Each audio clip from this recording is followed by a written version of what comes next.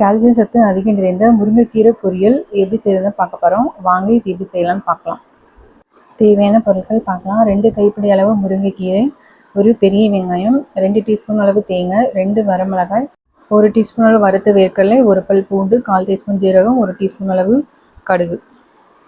வாங்க இதை எப்படி செய்யலாம்னு பார்க்கலாம். ஒரு கடாய் சூடு பண்ணிக்கலாம். இப்போ இதில் 2 டீஸ்பூன் அளவு எண்ணெய் சேர்த்துக்கலாம். இப்போ எண்ணெய் நல்லா சூடாயிடுச்சு. இப்போ இதில் 1 டீஸ்பூன் அளவு கடுகு சேர்த்துக்கலாம்.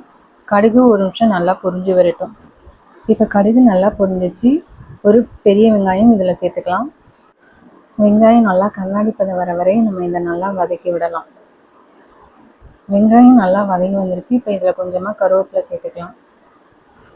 இப்போ நம்ம கழுவி வச்சிருக்கிற 2 கைப்பிடி அளவு முருங்கைக்கீரையும் இதில் சேர்த்துக்கலாம். அடுப்பை மிதமான தீயில வச்சு கீரையை ஒரு 3 நிமிஷம் இந்த எண்ணெயிலே நல்லா வதக்கி விடலாம்.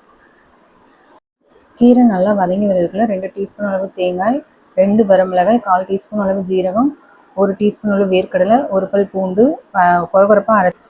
இப்போ கீரை நல்லாவே வதங்கி வந்திருக்கு. இப்போ இது கூடவே ஒரு 2 டீஸ்பூன் அளவு தண்ணி சேர்த்துக்கலாம். இப்போ அடுப்பை மிதமான தீயில வச்சு ஒரு 3 நிமிஷம் அப்படியே நம்ம வேக வைக்கலாம், மூடி எதுவுமே போடாமல். இப்போ கீரை நல்லா வெந்து வந்திருக்கு. இப்போ இதுக்கு தேவையான அளவு உப்பு சேர்த்துக்கலாம். இப்போ இதை ஒரு நிமிஷம் நல்லா வதக்கி விடலாம். இப்போ இது கூடவே நம்ம அரைச்ச தேங்காவை சேர்த்து ஒரு 2 நிமிஷம் மிதமான தீயில நம்ம வதக்கி விடலாம்.